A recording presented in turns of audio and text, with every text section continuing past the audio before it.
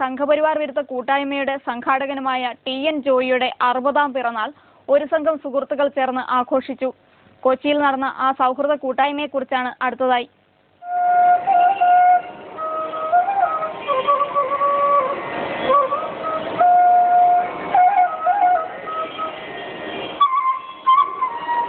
തനിക്ക് ശരിയെന്ന് തോന്നുന്ന മാർഗങ്ങളിലൂടെ വളരെ വ്യക്തിപരമായ അർത്ഥത്തിൽ തന്റേതല്ലാത്ത പ്രശ്നങ്ങളുമായി ബന്ധപ്പെട്ടുള്ള നിരന്തര യാത്രയാണ് TN ജോയിയുടെ ജീവിതം. ഇങ്ങനെ പറഞ്ഞാൽ TN ജോയിക്ക് ഇഷ്ടമാകുമോ? സംശയമുണ്ടായിരുന്നു. അദ്ദേഹത്തിന്റെ ഇഷ്ടാനിഷ്ടങ്ങൾ നോക്കി നിന്നാൽ ഇതിൽ ഒരു വരി പോലും പറയാനാവില്ല എന്ന ബോധ്യത്തോടെ ആ സംശയത്തെ ആദ്യമേ ദൂരെ കളഞ്ഞു. ജോയി, ഉസ്മാൻ, ഉമ്മർ, സീമ, ആയിഷ, ജോർജ്, കരുണാകരൻ, പത്മനാഭൻ എന്നിങ്ങനെ സർവ്വസാധാരണമായ പേരുകളുമായി പതിനായിരങ്ങൾ ജീവിച്ചുകൊണ്ടിരിക്കുമ്പോൾ അതിലൊരു പ്രത്യേക ഉസ്മാനെക്കുറിച്ചോ ജോയിയെക്കുറിച്ചോ പറയാൻ അയാളുടെ ഭൂതത്തെയോ വർത്തമാനത്തെയോ കൂട്ടുപിടിക്കേണ്ടി വരും. ഉദാഹരണത്തിന് മന്ത്രി, ജഡ്ജി അല്ലെങ്കിൽ മുൻ മന്ത്രി, റിട്ടയേർഡ് ജഡ്ജി എന്നിങ്ങനെ. TN ജോയിയുടെ കാര്യത്തിൽ മുൻ നക്സലൈറ്റ് എന്ന വിശേഷണം പ്രശ്നവൽക്കരിക്കപ്പെട്ടു കഴിഞ്ഞു. താനൊരു ബ്യൂട്ടി കൺസൾട്ടന്റ് ആണ് എന്ന് TN ജോയി സ്വയം ആവർത്തിച്ച് പറഞ്ഞുറപ്പിക്കാൻ ശ്രമിക്കുന്നുണ്ട്. എങ്കിലും പ്രമുഖ ബ്യൂട്ടി കൺസൾട്ടന്റ് എന്നോ ബ്യൂട്ടീഷ്യൻ എന്നോ പരിചയക്കാരും അദ്ദേഹത്തെ വിശേഷിപ്പിച്ച് കാണുന്നില്ല. ആ മേഖലയിൽ എടുത്തു പറയത്തക്ക സംഭാവനകൾ അദ്ദേഹത്തിൻ്റെതായി ഇല്ലാത്തതാവാം അതിന് കാരണം. ആ ഒരൊറ്റ കാരണം കൊണ്ട് തന്നെ TN ജോയിയുടെ ഏറ്റവും സജീവമായ വർത്തമാനത്തെ വിശേഷണത്തിനായി കൂട്ടുപിടിച്ചു. അതുകൊണ്ടാണ് തുടക്കത്തിൽ ഇടതുപക്ഷ സഹയാത്രികനും കൊടുങ്ങല്ലൂരിലെ സംഘപരിവാർ വിരുദ്ധ കൂട്ടായ്മയുടെ സംഘാടകനുമായ എന്ന് അവതാരക TN ജോയിയെ വിശേഷിപ്പിച്ചത്.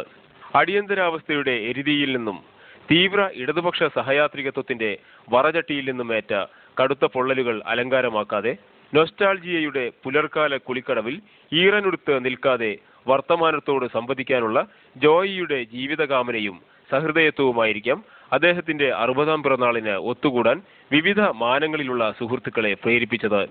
എറണാകുളത്തെ ബുക്ക് പോർട്ടിന് മുന്നിൽ നടന്ന ചടങ്ങിൽ K. Venu, N. Madhavankutty, Abdul Gafoor, M.A. Johnson, Babu Bharadwaj, Charles George, Dileep Raj, Shahabaz Aman, NK Raveendran, Rafeeq Ravuthar, H. Shaji തുടങ്ങി പഴയവരും പുതിയവരുമായ ഒട്ടേറെ സുഹൃത്തുക്കൾ എത്തിച്ചേരുകയും പുസ്തകങ്ങളും പാട്ട് സീഡികളും കുപ്പായവും അദ്ദേഹത്തിന് സമ്മാനിക്കുകയും ചെയ്തു.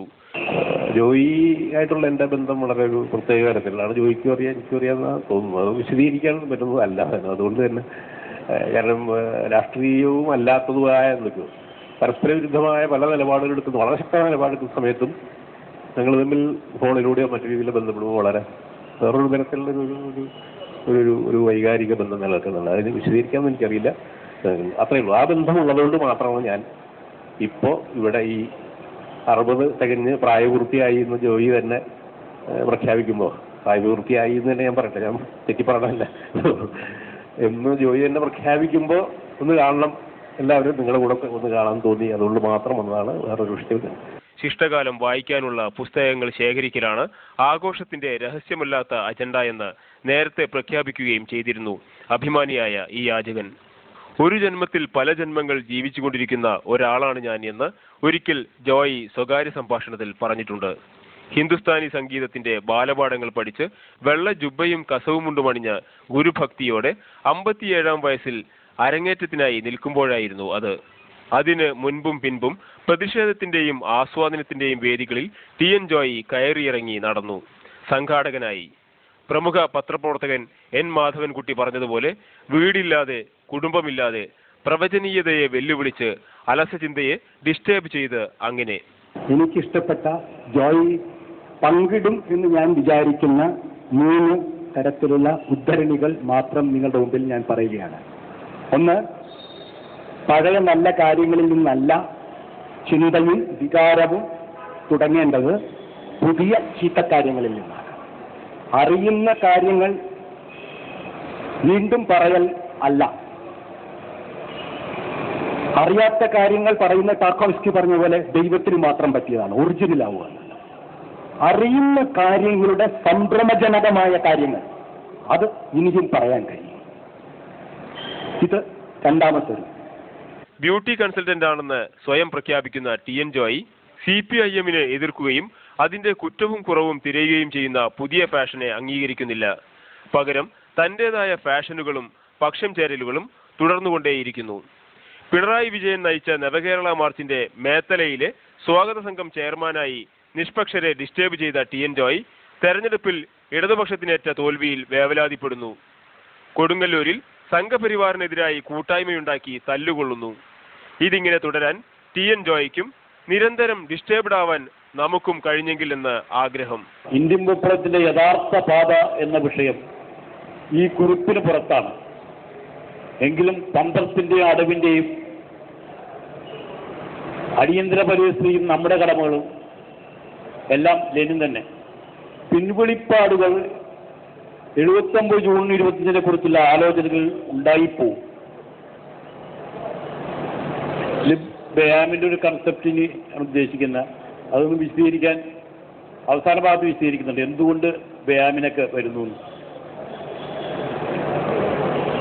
സെംബ്ലൻസ് ഓഫ് മെമ്മറീസ്, അതാണ് ഓർമ്മകളുടെ സാമ്യങ്ങളിൽ ഈ അപഭ്രംശത്തിന്റെയും നിയമത്തിന്റെയും എക്സെപ്ഷന്റെയും ലോയുടെയും ഡിസ്ക്രിപ്റ്റീവായ കാറ്റഗറീസിന്റെ വിവരണപരമായ ഗണങ്ങളുടെ സൂചനകൾ വിശദീകരിച്ചുള്ള എക്സ്പ്ലെയിനിങ് അവയെ സാധ്യമല്ല.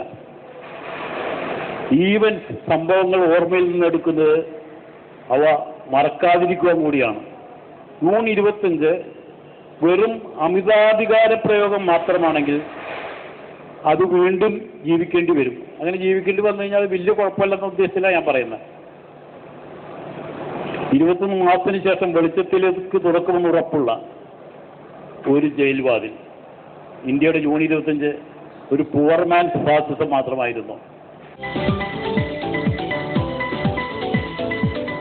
കോളേജ് വിദ്യാർത്ഥികളുടെ സുഹൃത്ത് ബന്ധത്തിലൂടെ ഇതൾ വിരിഞ്ഞ മ്യൂസിക് ആൽബത്തെക്കുറിച്ചാണ് കൊച്ചി മാഗസിനിൽ അടുത്തതായി